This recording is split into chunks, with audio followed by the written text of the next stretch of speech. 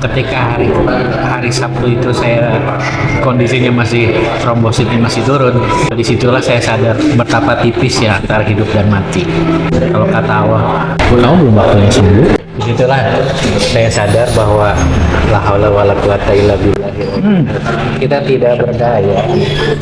Minggu pertama yang ada masalah, begitu masuk minggu kedua kaki tuh kayak mati rasa, mulai dari pusar ke bawah itu mati rasa, nggak bisa diangkat, nggak bisa apa. Berarti itunya Berarti pisang tanduk pun mati.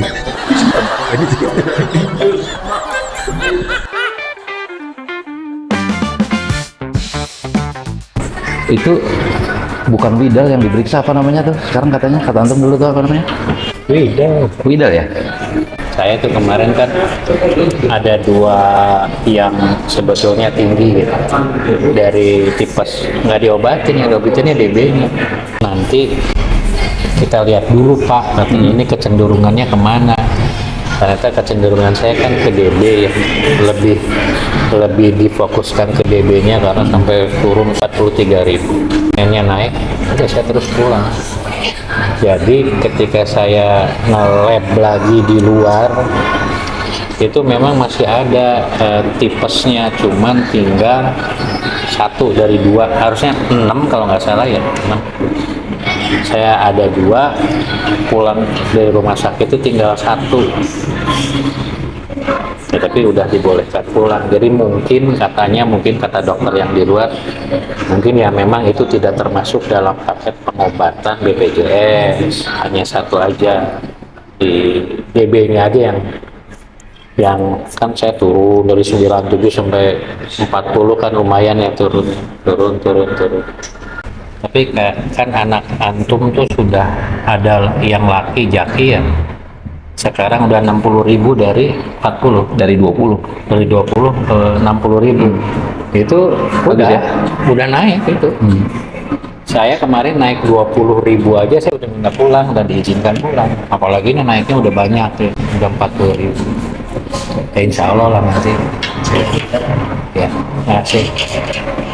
Antara buat awam gitu ya, bingung saya antara Widal apa namanya tifus dengan DB itu, yang membedakannya tuh apa tuh? Susah. Kalau tidak diperiksa laboratorium Harus laboratorium ya, harus analisis klinis. Badan ngilu gitu enggak? Itu yang diperiksa ke lab darah atau urin? Iya. Darah ayam. Harus berarti. Jadi kemarus. Terus beli usum aja harus. Di siapa? Marus nggak usum. Banyak. Di mana? Masih gamblang. Kemarin dia baru makan. Kemarin tuh prosesnya bukan marusnya, daging darah. Dicontrol. kebiasaan dia itu bahaya ini. Ayo Baraya.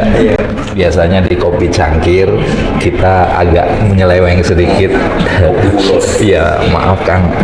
Saya ajak ke sini karena memang rumah sakitnya berdekatan, jadi supaya bisa ngopi tetap. Saya tuh rada bingung. Dari kemarin saya mungkin masukkan Mas Gun mau nengok Dari semalam, dari kemarin kan? kemarin dan semalam. Iya semalam tuh kan kemarin kan? Kemarin. Nanya Tolong jangan bertengkar di sini.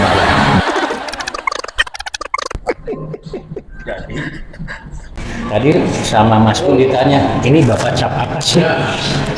Anaknya sakit, Bapak yang konten. biasa gitu loh. Jadi semua doa pasrah pada Allah. Udah serahkan sakitnya anak-anakku pada Allah gitu kan. Nah itu. Jadi lillahi ta'ala. Ilmunya dicuri Pak. Biasa.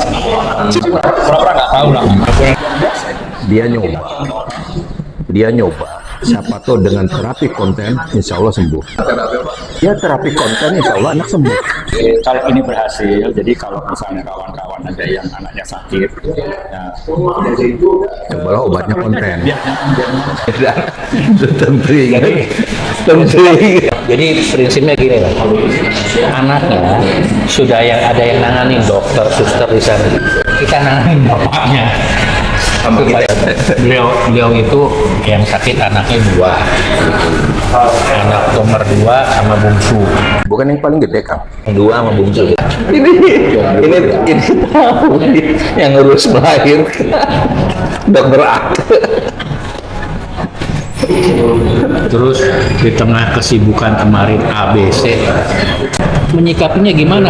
Saya lagi sibuk, ini anak sakit, dua-duanya sakit. Jadi memang di 2 hari pertama, Kang, yang 2 hari pertama itu berat saya rasanya. Serius kan? Serius, ini jawabannya serius. Serius, nggak apa tuh, nggak belok, nggak. Ketika anak kan kata istri itu panas. Oh ya udah, nanti juga turun karena banyak flu kan sekarang. Bahkan ada yang bilang cikungunya apa segala macam tuh secara bersamaan gitu. Nah akhirnya sampai 2 hari kok masih panas saja. Terakhir 40, 39, oh ini bahaya kan? Pada itu udah pakai obat belum? Udah pakai obat warung aja, obat rumahan gitu ya. Obat warung. Nah paling ini radang. Ada biasa kita tuh. Yang kemarin belum habis gitu. Beberapa waktu yang lalu antibiotiknya dan lain-lain, obat rumahan lah gitu. Ternyata nggak turun kan. Ketika nggak turun, nggak ada perubahan. Kalau saya masih mencari-cari, cuma karena dalam waktu yang bersamaan mau ngadain acara, saya punya komunitas namanya Cima. Ibu-ibunya ini nggak ngaji, nah kita pengen ajak mereka ngaji lagi. Jangan nyuruh anak ngaji tapi orang tuanya enggak. Nah itu kan butuh dana, butuh persiapan, butuh MC, butuh macam-macam. Iya. Akhirnya kita dapat sudah tempat segala macam. Dan terima kasih segala sesuatunya. Kang Ake termasuk yang ikut membantu secara luar biasa. Juga Dokter Majidah, terima kasih gift-nya buat anak-anak, buat ibu-ibu. Ya itulah yang bisa kita lakukan supaya mereka tuh semangat datang. Kita nggak pengen apapun supaya mereka datang mau ngaji aja. Karena bagaimanapun menurut saya kalau orang-orang tidak berangkat ngaji itu jadi beban masyarakat. Ketika masyarakat yang masyarakat yang kurang sehat membuat sakit masyarakat. Nah kita sekarang dalam rangka menyehatkan masyarakat melalui agama. Sekarang problemnya adalah dalam saat yang sama saya terkena ujian anak sakit.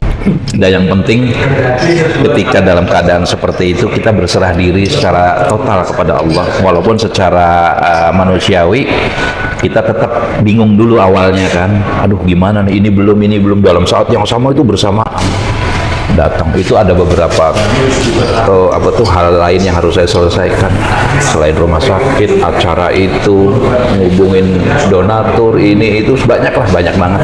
Oh belum lagi kerjaan rutin di rumah yang deadline. Kebetulan di rumah tuh kan saya ada tailor, ada jahitan gitu ya, banyak yang deadline hari itu. Ya, intinya ya begitulah perjuangan lah ya, nggak mudah gitu. Tapi ya Full sibuk ya. full sibuk. Sambil saya tuh ya Allah sudah mudahkanlah gitu ya. Karena saya menyadari sebagaimana yang Allah katakan itu adalah ujian ya, ujian yang harus kita terima mau tidak mau. Wa nabluukum bisyarri wal khairi fitnah. Jadi kami memberikan cobaan kepada kalian itu dengan syarri, dengan keburukan, syarrun, dan khairi, dan kebaikan kan. Dan itu bagian dari ujian. Saya sudah dibiasakan sejak dulu di kantor. Betul tadi Kang Ake bilang, dan saya mah sebingung-bingung apapun, tetap saya nggak punya kemampuan sebagai seorang paramedik. Iya kan, saya nggak bisa, saya bukan dokter, saya bukan paramedis, saya paling hanya menjalankan advice dari paramedik kan, kemudian kita berdoa seperti itu. Dalam saat yang sama saya lihat seorang ada di IGD itu macam-macam kita belajar. Berarti saya termasuk yang dalam keadaan bingung terobati oleh keadaan yang lebih memprihatinkan. Ibu-ibu yang setengah sadar setengah enggak gitu sikapnya gitu ya, nggak kontrol karena suaminya stroke, lagi wudhu terjatuh, katanya stroke yang kedua itu tuh. Wah, ibu ya itu seperti itu. Saya mau coba ingatkan gitu ya sebagai sesama saudara, tapi saya cari momennya agak susah. Setelah agak reda saya baru ngomong, ibu bersabarlah, bacakan kalimat thayyibah, lafadzkan zikir, la haula wala quwata illa billah, subhanallah, subhanallah, istighfar sebanyak-banyaknya. Saya katakan seperti itu. Dia seperti tersentak, Mas. Ibu muda, punya anak 2, masih muda. Jadi di situ banyak pengalaman bukan kita sendiri yang menderita, ada yang lain yang menderita. Iya, jadi kita juga jangan pernah merasa malang sendiri, bahwa ini adalah ketentuan Allah yang harus kita sikapi secara ya apa ya namanya, secara rela, secara penuh keridhaan. Alhamdulillah teman-teman juga kan mendoakan, teman-teman dari teman sekolah, jamaah maupun dari kalangan yang lain gitu. Kadang-kadang secara kita menghadapi sesuatu yang menurut kita sulit, gitu. Anak sakit, kondisi di luar A, B, C, D. Tapi kan alhamdulillah ala kulli hal, bahwa semua itu harus disyukuri lah gitu. Apa yang harus kita lakukan dalam konteks mensyukuri musibah? Ini kan musibah ya? Iya. Jadi betul, jadi ketika kita bersyukur dalam keadaan setiap hal ala kulli hal, dalam setiap kejadian, karena kita menyadari bahwa betul-betul yang terjadi pada diri kita itu ada dalam genggaman Allah dan ada dalam setiap coretan goresan takdir yang Allah sudah tetapkan. Cuma kitanya tersentak-sentak, terseok-seok karena kita nggak tahu. Saya pernah dengar Mas Gun, saya kadang-kadang cemas, kata beliau, menghadapi besok. Karena besok ada kejadian apa ya? Tiap hari adalah sebuah kekagetan. Hanya karena iman. Nah, karena saya juga belajar dari beliau, ya Allah yang membolak-balikan hati, kuatkanlah agama dalam diri kami. Karena kadang-kadang hati yang berubah-ubah, qalbul qulub, itu akan menggeser format hati menjadi sesuatu yang lain, yang bukan hati kita, yang tersinggung oleh kekuatan. Jadi makanya ala kulli hal dalam setiap masalah kita harus berusaha untuk membersihkan diri gitu. Dari sampah-sampah itu perlu effort, melihat, mendengar. Kayak tadi saya ngelihat ibu-ibu yang begitu, bayi yang tidak berdaya. Jadi saya merasa jelas lebih beruntung. Mas Gun itu ke saya, meluk saya dan menyatakan beliau mungkin merasakan empati ya, itulah empati apa yang saya rasakan. Tapi kemudian saya berusaha, ya begini nih, malah dengan konten gitu, karena saya nggak punya kekuatan apa-apa untuk, saya nggak punya kejagoan nyuntik, nggak bisa ngobatin, ya kan, sudah ada yang ngurus. Malah dulu di kantor, saya pernah dimarahin Kang soalnya pitonya riweuh gitu, dimarahin sama suster. Saudara ini tugasnya kerja, kami tugasnya ngurusin anak saudara, keluarga kita. Bukan tidak khawatir, karena saya yakin Allah yang maha mengurus, Allah yang maha memberi rezeki. Allahumma inni a'udzubika minal hammi, ya Allah aku berlindung diri kepada Engkau, a'udzubika minal hammi, dari kesusahan hati. Dan saya susah kena musibah begini. Wah, apalagi kemarin susahnya bertubi-tubi, bertumpuk-tumpuk. Aduh, nggak mungkin kuat saya nyelesaikannya. Walhazani, dengan adanya kesusahan muncul sedih. Apalagi maaf, ada dokter ya, kebetulan kalau teman jadi cerita terbuka, dia itu pernah kena DB, kena sindrom, sampai dia tuh mimpi ketemu ayahnya, lagi nggak sadar tuh, mimpi ketemu ayahnya, terus ayo nak ikut aku, diajak gitu. Pas dia mau bangun sama istrinya, dibangunin, Papa ini minum obatnya, katanya. Bangun dia minum obat. Oh, mimpi dia, sadar dari pingsannya.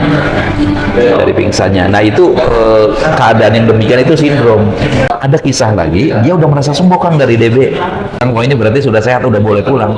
Dia salaman, aku besok pulang. Keliling, dia paramedik juga. Terus masuk ke ruangan mau ambil barang, maaf, muntah darah. Beberapa menit kemudian meninggal. DB itu. Nah jenis apa saya kurang paham dan saya nggak mendalami. Cuma intinya bahwa kalau kita nggak berserah diri kepada Allah, terus kita bisa apa atas persoalan kehidupan ini gitu. Contoh saya kemarin, saya berhitung, saya sakit hari Kamis, saya panas dari mulai Senin, saya pikir udah hari keempat, Sabtu pulang lah. Saya panas dari hari Senin, saya masuk hari Kamis, jadi kan kurang lebih hari ketiga, hari keempat. Saya pikir Sabtu juga pulang lah, naik lah. Udah karena rata-rata hari keempat, kelima naik dan pulang. Ketika hari Sabtu itu saya kondisinya masih trombositnya masih turun, bahwa disitulah saya sadar betapa tipis ya antara hidup dan mati. Kalau kata Allah, kamu belum waktunya sembuh, nanti kok hari Senin. Disitulah saya sadar bahwa la haula wala quwata illa billah. Kita tidak berdaya, kita tidak bisa apa-apa. Itu Berpasrah diri. Akhirnya ya sudah, saya hanya mencoba bersabar. Yang saya lakukan sih doanya Nabi Ayub.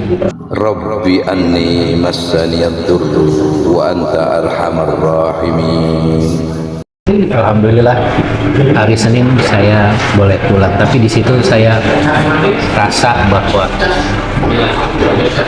sombong di dalam mama tong ngerasa nanti juga ini kebiasaannya seperti ini, ternyata tidak. Kemudian itulah kenapa saya digigitnya. Kan diceritakan itu tentang Raja Namrud yang sombong, yang mengaku Tuhan, dan akhirnya mati karena nyamuk yang tidak keluar dari tubuhnya selama lama pokoknya. Itulah mungkin di situ saya diingatkan oleh Allah, sudah setelah ini kamu itu tidak bisa apa-apa tanpa izin Allah. Itu yang selalu disampaikan oleh Mas Gun. Semua yang terjadi ini atas izin Allah.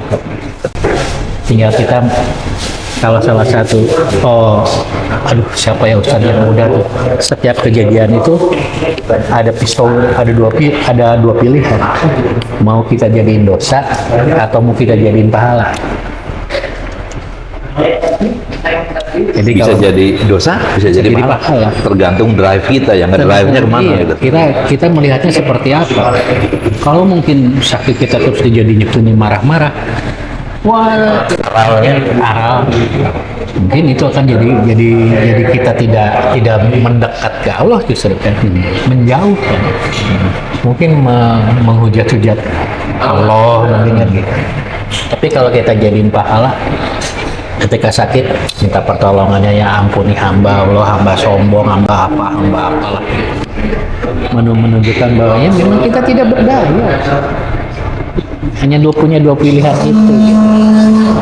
Sama ketika kemudian balik lagi, ketika saya sedang menjalani itu, antum melihat saya apa? Itu ujian buat saya sedang sakit kan. Kalau antum bilang syukurin lu kan itu kan ujian. Mau mendoakan saya atau mau jadi dosa, Berpuas-puas gitu ya. Nah, itu kan jadi dosa. Puas-puasin, rasain lo gitu. Puas ya gitu kan. Iya, makanya kan selalu ada dua pilihan kita mau kemana. Itu jadi ujian buat saya, ujian juga buat yang ngeliat. Betul. Padahal kan di Islam kan tidak pernah mengajarkan yang namanya menghujat, menghina. Yang ada juga kan kalau misalnya lebih baik kan, ya Allah sembuhkan saudaraku, ya Allah sabarkan dia, gitu kan. Kang kan tempo hari ya, sakit pernah lama itu sakit? Berapa bulan ya terpengaruh? Kurang lebih 4 bulan. 4 bulan. Itu sakitnya gimana sampai separah itu ceritanya gimana? Dia awalnya itu kan periksa ke dokter dulu. Kata dokter Sidor itu, ini Pak Okan nih jantungnya lemah. Coba ke dokter spesialis jantung. Diperiksa USG segala macam. Dari situlah cerita singkat dapat obat. Minggu pertama ya nggak ada masalah. Nah begitu masuk minggu kedua, kaki tuh kayak mati rasa. Dari obat itu mati rasa. Mulai dari ini pusar ke bawah itu mati rasa. Nggak bisa diangkat, nggak bisa apa. Berarti itunya Berarti pisang tanduk pun mati. Iya, nggak berjalan. Memang diem di tempat di situ. Akhirnya balik lagi ke dokter. Dok, ini saya begini. Diperiksa sama dia.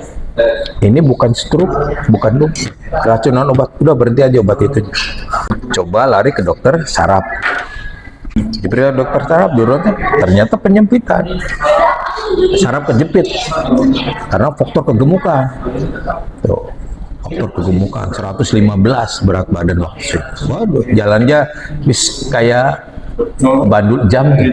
anunya kejepit gitu mas. Kejepit iya. Jadi ini mau bergerak dia kan bergerak. Kejepit ya.